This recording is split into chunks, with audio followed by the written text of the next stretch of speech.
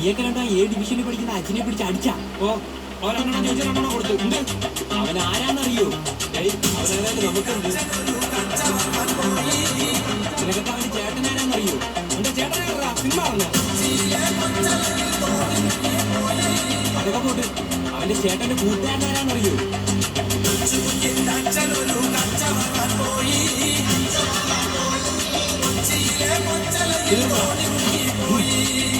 നിനക്ക് തീർന്നു.